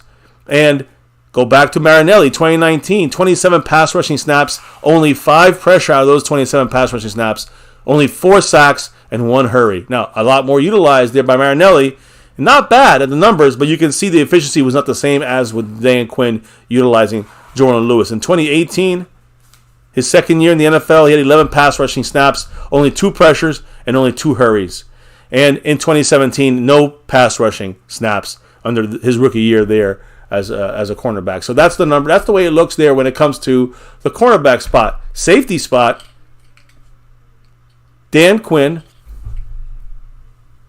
used Jaron Kearse a crap load as well. 8 tackles for loss last year in 2022. That is equal to the production of 4 defensive linemen and 4 linebackers in the NFL. I'll let you know. Zach Ziegler, 8. He had, again, 8 tackles for loss, defensive lineman. Yannick Ngakoue had 8, defensive edge rusher. Fletcher Cox had 8, defensive lineman. Darrell Taylor had 8 as a linebacker. Patrick Jones II, 8 as well at linebacker. Justin Houston, 8 tackle for losses at linebacker. TJ Watt had 8 tackle for losses at linebacker, and Vita Vea had 8 tackle for losses at defensive line. I'm trying to say these are all interior and outside, pass rushers or linebackers. Jaron Kearse is a safety, and that's why I say he plays that in the box kind of type of linebacker there. So again, you look at other defensive backs. We have a versatile guy in Dan Quinn's defense in Israel Mukuamu, who's a safety and a corner basically for the Cowboys. Came through big time at the cornerback position last year at the end of the year for us when we needed someone to step up. He did the best job. Last year, 12 solo tackles. All right, 4 assists, 3 stops at the line of scrimmage, and 1 interception. Again, this is all based on only 61 run defense snaps, 91 coverage snaps, 2 pass rushing snaps. I mean, fantastic numbers for Israel Mukuamu. And again, it's the scheme that fits that Dan Quinn puts around Israel Mukuamu that really helped his production. And the efficiency numbers, there's a lot of efficiency numbers going on here. That's per Dan Quinn, whether it's Jordan Lewis with the pass rush snaps or Israel Mukuamu at the safety / cornerback position for a couple of games. When he was targeted, 52.6 passer rating was only allowed by Israel Mukuamu in coverage, which is fantastic. And he only allowed 8.8 yards per reception allowed. Both of these numbers, that's the number 1 on the Cowboy team in 2022. Pretty good there. Dan Quinn making things work. And then, you could even look at backup, and, we'll see how Marquise Bell does this year. Last year was undrafted, made the 53. Again, in 2022, another future depth player here for the Cowboys at the safety position in 2022. In preseason now, because he didn't play in the regular season too much. In preseason last year, he had 9 solo tackles, 1 assist, 3 stops, 1 missed tackle. Also had that interception. And when he was targeted, a 61.1 passer rating against him. He allowed only 9.8 yards per reception allowed. This is based off of 59 run defense snaps, 5 pass rush snaps, 98 coverage snaps, guys. So again, fantastic, efficient numbers once again by an undrafted gem, diamond in the rough, as you guys sometimes say. I say too much. By Dan Quinn and in his eyes, the way he found things. So again, Dan Quinn gets the most out of his players, whether they're drafted, whether they're, again, we hope to see this from Kelvin Joseph, right? Hope to see it from his guy, Nashawn Wright, Eric Scott Jr., who should be, one of his guys. We're seeing this from Marquise Bell when he gets the opportunity in there. Again, a backup safety. Again, maybe our 4th, or I'd say our 5th safety behind Mukuamu and our 3 starters. So, again, Marquise Bell, guys, you see him throw his whole shoulder, puts his body in the hits and tackles. Excellent tackler. Great in run support. So just on both of those things, which Brian Baldinger says this same stuff as far as analyzing him on preseason on tape, he's definitely got that potential, that future, right? Just like, again, a draft pick, our 6th round draft pick last season at linebacker, Devin Harper. You guys know, again, he got injured into the year and then was not available for most of the rest of the season, but he was our 193rd pick last year in the 6th round 2022 draft. When you look at his athletic score, again, he did some great stuff on special teams. He's looking in there to be like the replacement to Luke Gifford, possibly. He scored a 9.51 on the relative athletic score out of a possible 10. That ranked him 120th out of all linebackers since 1987. 120th out of 2,419 linebackers, guys, in that time frame. That's crazy. Senior year at Oklahoma State, 96 tackles, 11 tackles for loss, 6 sacks, 2 pass breakups over the 14 games. I think he started 13 of those. In the 40-yard dash, 4.49, 6 foot, 245 pounds. Some of those numbers match to what Dan Quinn likes to see in his linebackers, and depending on what their role will be. So we'll see how that translates this year in his second year. Now, I do have to go to one last thing here, guys, before we call it a night. And that is... Oh, that's right. The wife, I think, called it a night. Here, hold on, guys. She's a little bit sleepy. So let me get her off. It's just me now. But the Cowboys, when it comes to the offense, went cheap. Let's just call it what it is. They went real cheap at tight end. We'll flip this to the offense real quick. I don't know if I could really blame the Cowboys for going cheap at tight end. But the Cowboys' entire tight end room for the next 3 years, what's the cost with Ferguson, Hendershot, Luke Schoonmaker, McQuaid, I guess you can say. The cap hits, 2023, the whole entire tight end room, $5.57 million. That's it for all the tight ends. 2024, $5.4 million. In 2025, $4.016 million. Again, you looked at this in over the cap. They give you these are the numbers they give you, but it is a little higher than it's going to be. It's actually going to be lower than these numbers. Even if you keep 4 tight ends, whether it's Lipke or McQuaid, we right now have a tight end room for the next 3 years possibly. No more than $5.57 million and no less than 4.016. That's extremely cheap. We're going real cheap at receiver, but we're going full draft here at receiver, so we'll see if that works out for us. Jake Ferguson, the expected starter day one. Jake Ferguson's on average was targeted only 3 yards down the field in the Kellen Moore game plan. He still managed 10.4 yards per catch. Dalton Schultz was targeted 8 yards down the field. He only managed to get a total of 10 yards per catch. So not only is Jake Ferguson at least in 1 year span, had more yards per catch than Dalton Schultz, he earned those yards on the run after the catch, rather than just catching the ball and falling forward like Jason Witten did towards the end of his career. So, again, Jake Ferguson, 22 targets, 19 receptions for 174 yards last year, an average of 9.2 yards per catch, 2 touchdowns, and the catch rate, 86.4%. Ferguson's second-rated rookie tight end in the entire draft in 2022. Out of 74 tight ends, Pro Football Focus graded Jake Ferguson as the 24th best tight end, making him the second highest graded rookie tight end in his draft class. He only had 430 offensive snaps, but he still ended up playing 40% of the Cowboys' offense, total offensive snaps, where there was blocking more than catching, obviously. He did a great job in almost half of the snaps last year as a fourth-round rookie. Ferguson had limited targets, of course, only 22. But still at an 86% catch rate. Again, only 3 passes were incomplete. So Ferguson, that's one of the cheap guys we got, right, on this team. Henderson, undrafted last year. Our second tight end, but he'll probably be our third after Luke Schoonmaker, right? He averaged on a limited basis, Hendershot, 9.4 yards per reception, 4.5 yards after catch per reception. Passer rating when he was targeted, for the quarterback, 104.0. So fantastic numbers. And when you compare that to CeeDee Lamb, Hendershot 9.4 yards per reception, CeeDee Lamb 12.6 yards. Hendershot 4.5 yards after the catch, CeeDee Lamb 4.6 yards after the catch. Passer rating when targeted, CeeDee Lamb 109. Hendershot 104. So again, it's much smaller scale, but nonetheless, potential is there. He's our number 3 tight end. Cowboys used 14 personnel, which means 1 running back and 4 tight ends, 7 times in total last season.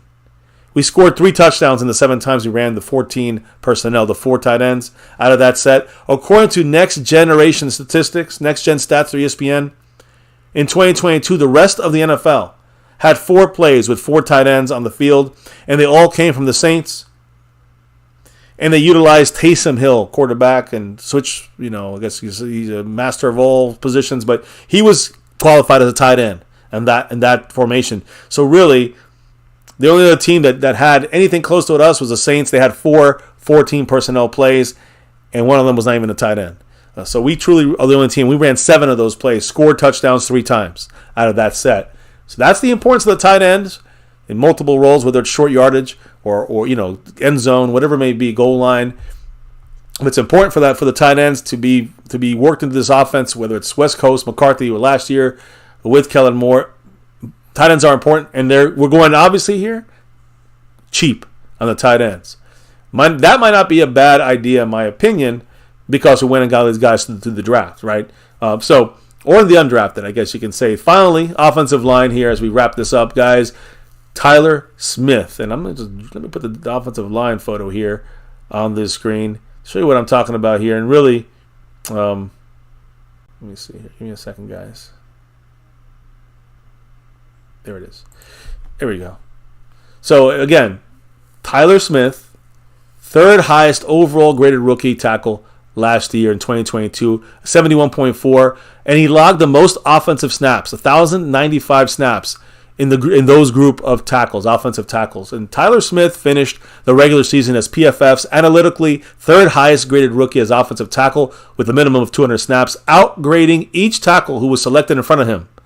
Outside of Penning, who only played 120 snaps over the season. So again, domination by Tyler Smith, probably first or second best rookie drafted on the offensive line last year. He played 1,144 total snaps last year. He had 13 penalties and only gave up 6 sacks for the entire season in his rookie year. 2 out of those 6 sacks were to Aaron Donald. So I guess we could give him a slight pass there, maybe. I don't know. Tyler Smith, obviously moving on up. I think another guy that's moving on up, Tyler Biadasz, Pro Bowler last year. Maybe it's weak at center, but nonetheless, he is one of the best centers in the NFC, without question. He had 1,066 offensive snaps last year, 576 pass blocking snaps. How did Tyler Biadasz do with those 576 pass blocking snaps?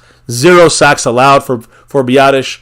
He allowed only 3 quarterback hits on Dak, and he allowed only 13 pressures over the whole season at center. Biadasz, not bad at all. Out of the 490 run blocking snaps, only total of 5 penalties committed by Tyler Biadasz on his 490 run blocking snaps. He's one of the better run blockers in the NFL at the center position. I like Biadasz. Again, he's on a contract year, guys. So he will be a free agent just like right now Trayvon Diggs would be. And I see the man Mark Hosepian dropping that 5 on it. Much love to Mark, all the way from Hawaii, our sponsor of the weekend. I think he might be just moving up this board now, if not mistaken there. He said with that 5 on it, up to, is that 90 points there? I can't see. Let me see. Yeah, 90 points in the stream boss. Mr. Mark Hosepian said, quote, the tight end was a joke picture. You want to run the ball, then number one, you get a good offensive lineman. Our offensive line is getting old, injury prone, and have Jack for backups. 100% agree on the backup side, and Terrence Steele getting there in time, or Tyron Smith getting hurt later. We need that 6th offensive lineman, right? Right now it's Weletsko, Chumo Doga, TJ Bass, Farniak. So the backups. I hear you there. We could talk about the joke levels of the Luke Schoonmaker pick. I kind of see what the Cowboys are trying to do with it and making sense of it that way. I see what they're doing. I don't know if it's going to work. If it works, it's going to be a good pick. If it doesn't work, well, we know what we're going to say about it, right, Mark? So I hear you there. Running the ball more in a passing West Coast offense. Luke Schoonmaker is a guy who's maybe at everybody that was left, at everybody that they were interested in, he was one of the best guys that can not be elite in receiving or blocking, but he's very good in both. And that's what the Cowboys wanted. A guy who's a Dalton Schultz replacement for a lot cheaper. That's what that 2nd round pick was. Dalton Schultz replacement, but a lot cheaper. That's all I can say. So again, we'll be seeing how these things happen, Mark, and with these draft picks and going forward and the way they're used in the McCarthy scheme. But offensive line wise, I love what Biadasz has been doing. Trajectory still going up, in my opinion. Tyler Smith, I think you do it from left guard and left tackle. I love it, but a lot of people saying he should be at left tackle because he needs to get used to that. I'm like, right now we need a left guard. Let's get that settled. But when he has to go to left tackle to help Tyron Smith, that's where we have to get an answer, right? So that's where kind of I'm at there with that whole situation.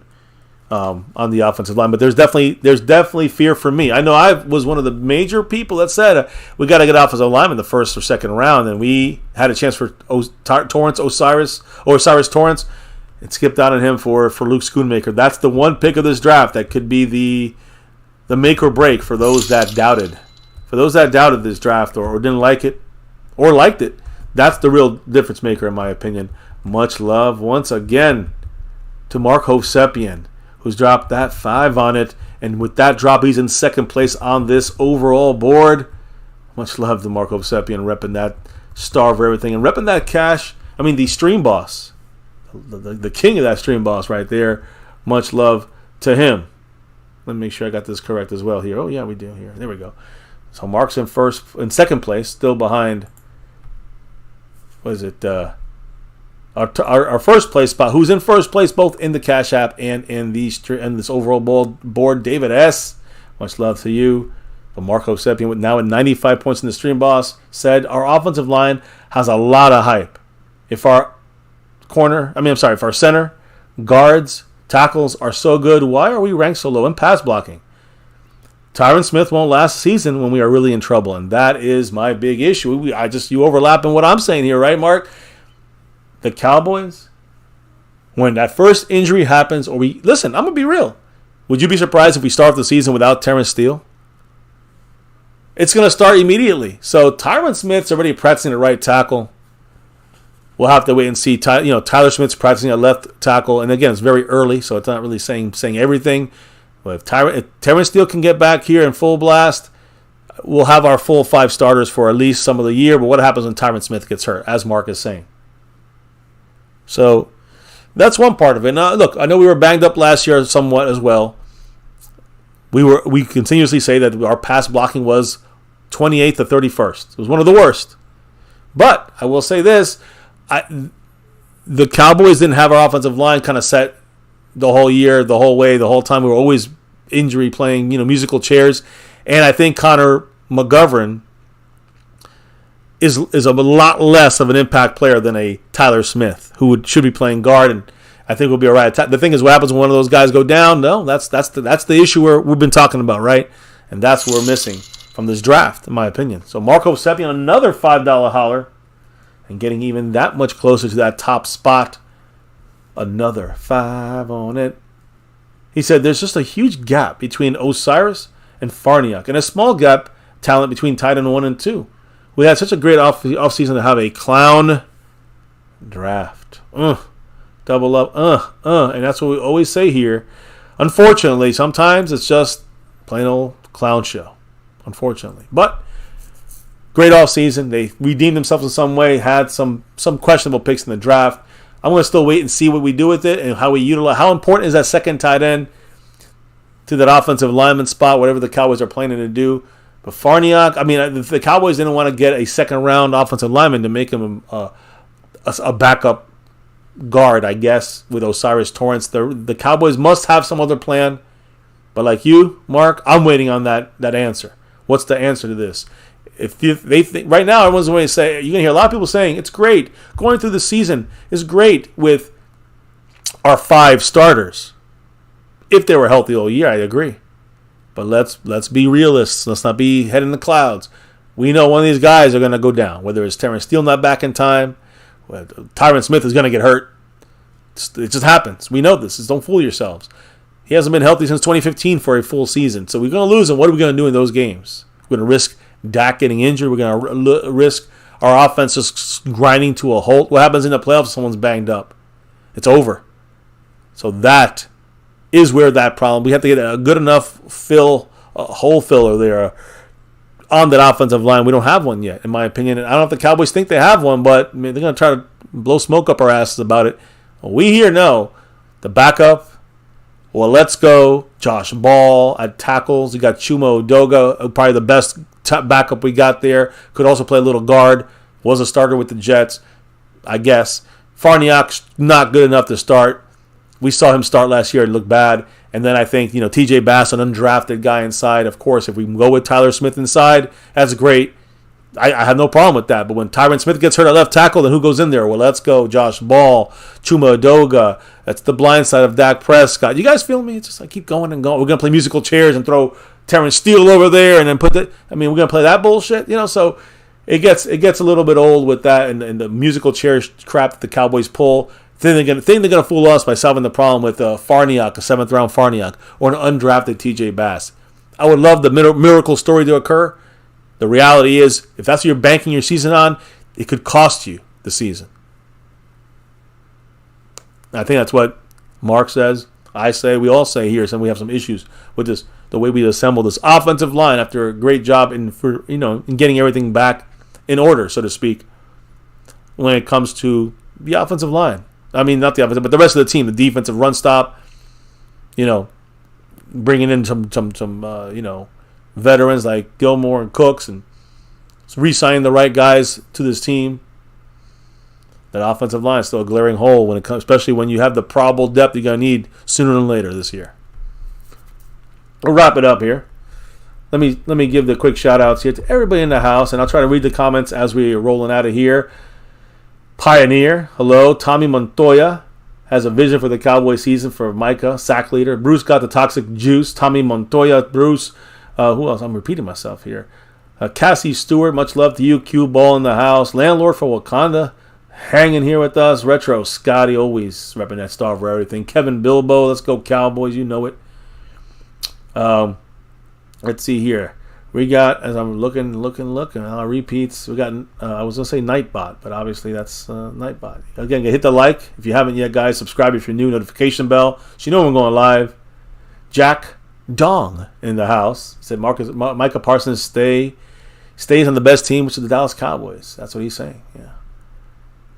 And he also says Cowboys better develop a good tight end. Well, we got 3 of them to develop. Somebody better do it. Lunda Wells is a pretty good guy there at developing tight end. So he's in good hands for sure. Let's see Cassie here. Notice MCF changed their background. Yeah, a little bit. We're in the our little Cowboys chat vape and alcohol bar. I don't know. We got El Cool here. Yep, the 4 tight end sets screws with defenses, but we use that for most of the time short yardage on first down, red zone, goal line kind of stuff, right? Mark Hosepian always repping that star. Much love to him. Sponsor of the week and almost the leader on the overall board. Definitely fully loaded. 100 points on that stream boss. When it worked, they were right back up there. Cassie Stewart, Retro Scotty, Landlord from Wakanda. We got Mark Hosepian. Then we had Skeptical Fan earlier in the house. Marco Sepian said, amen, Mr. MCF. Hey, we're just chilling here trying to make sense of things, right? Stewie Griffin also in the house. Stewie, of course, much love to you. Orlando Rodriguez, a good night from South Texas. Great information on the Cowboys. Hell yes. So we try to do on a nightly here. A little over an hour as we're trying to keep them a little bit shorter and condensed. But you guys made it. Again, when you guys make it special, you guys drop the knowledge and the love. Sometimes it just goes a little farther, right? It gets a little longer. So on that note, guys, from the wife, she had a much earlier day than I did. So, but tomorrow we'll try to, if anything breaks, we'll definitely be live, and you can bet your butt Sunday night for the wrap up, we'll be on camera for the weekly wrap up roundup here on Sunday night, and also crown some champions. Sponsor of the week is Marco Sepian. He's got 100 points in the stream boss, and he's second place on the overall board. He's coming for that top spot. One more night, Sunday night. We shall see what happens. And then, of course, Cash App side as I replace myself with the Cash App King. His name is Jason Renfro. Much love to him, the king of the Cash App. Trying to go back to back. He is in the mix. We have a different leader right now, and his name is David S., who's also the overall leader on the board, in first place right now on both sides of things. So much love to David S., Cash App leader, coming for that crown, and the overall leader over both, in the overall board over Marco Sepian, over on Jason Renfro on the Cash App side. Much love David S., much love Marco Sepian, Jason Renfro, everybody else in the house. Dropped in here, dropping the knowledge in the chat, dropping the love from above, like Skeptical Fan, Marco Sepian, Ron the Don Smith, and do not forget Dwayne Broussard, the OG, DB the OG, back in that star level membership. Extra special shout out to all the silver level members today, but always, every night, the star level and above that, the over everything level. Always shout you guys out in the nightly. Now we've grown to 3 in there. Again, another shout out to Skeptical Fan for 15 gifted memberships. If you're in the membership, you can gift memberships. 1 membership, you could gift 20 membership if you want. Skeptical has gifted 15 memberships so far, so there's like 15 people out there with brand new memberships that they never would have had. And checking out the emojis, drop them if you got them, by the way, as we get out of here. But hey, there's that and more on the different levels on our with the perks. You can check them out. Much love to Skeptical. Scorpio as well has one, so appreciate everybody who's taking part on that new feature here on MCF on the nightly. On that note, here you go. Stewie, we're remonetized. That's why. So you might get an occasional ad. That's the YouTube side, but it sucks. But that's what happens when you're monetized at times, and it just randomly throws ads in there. Sometimes I guess they do it in groups. I don't know. Either way, though, we're on the way out. Thank you all hitting that like, subscribing if you're new, notification bell to make sure you know when we're going live. Appreciate all the drops of love, the drops of knowledge in the chat all night long. But you know why we do this on the nightly. You see it on my shirt. It's that navy blue. Silver, too. And always repping that star over everything. Of course, don't forget, guys, that win, lose, or draw. Good, bad, or ugly, no matter what it is, this offseason, clown show or not, we still here are pure fans in the end. And rep that star over everything. Here are my Cowboys family entering, almost getting to our 6th full year here on YouTube and beyond. My Cowboys family, never forget the number one thing here, now, and forever. As always, Yo Cowboys! Let's get that 6 and beyond. Much love to everybody dropping the knowledge in the chat all night long. We'll be back definitely at the very least. If it's no big news tomorrow, if there is, we'll be back. But if there isn't, probably back on Sunday night for the recap and the capping off the week here to crown some champs, talk some Cowboy news, info, and updates, and of course, can't do this without you guys. Drops of love from above, knowledge in the chat. Best fans of all YouTube. Guys, we'll be out of here now. Back for another one here. Tomorrow or Sunday or both days. We'll see. Can't do this without you guys. Love and support. But never forget, before we can drop out of here for the night, restart another one here tomorrow for this weekend. Have a great weekend, by the way, guys. If we could start another one here on MCF, relock and reload tomorrow or Sunday for our next show, the finale. Never forget, before we can drop out of here, we got to drop the beat. Hell yeah, guys. Thank you once again. The knowledge in the chat, the love from above. Can't do it. The memberships. Thank you all truly for the love and support here on MCF. When we go back live, we'll be on camera on Sunday night for the finale of the week. Appreciate every single one of you guys sharing your info, your thoughts on our Cowboys. Retro, Scorpio, good night. Cassie Stewart, always. Brush and floss. Yes. Stewie Griffin, go Cowboys. Retro Scotty. On and on. Landlord. Rolando. Marco Sepien. Of course. Everybody here, guys. Appreciate you all here on My Cowboys Family. Where tonight we had another good one, I would say. Talking our news, info, and updates. This Cowboys chat, right? Yeah, guys. Again, you guys always make it the extra fun when it's in the chat. The thoughts, the love, the combination. David S. in first place. Marco Sepien. Dwayne Broussard joining the membership. Everybody rocking out here. Jason Renfro, the King. Appreciate you all, guys. And hope you enjoyed our Isaiah Land informative point here on one of our undrafteds. And same thing with Micah and his jersey and other things, right? Other stats filled tonight's show here on My Cowboys Family, where it's always about that navy blue, that silver too, and that star over everything, guys. Never forget the number one thing right here, My Cowboys Family.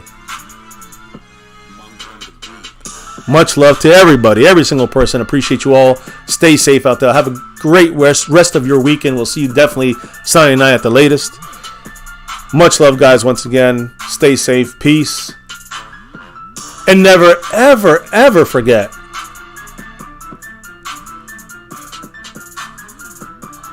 Go Cowboys!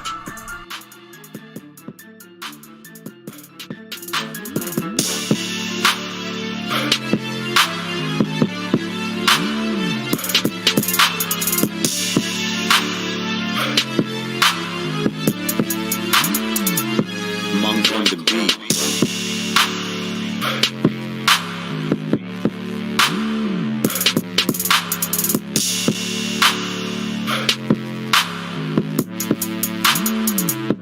Monk on the beat.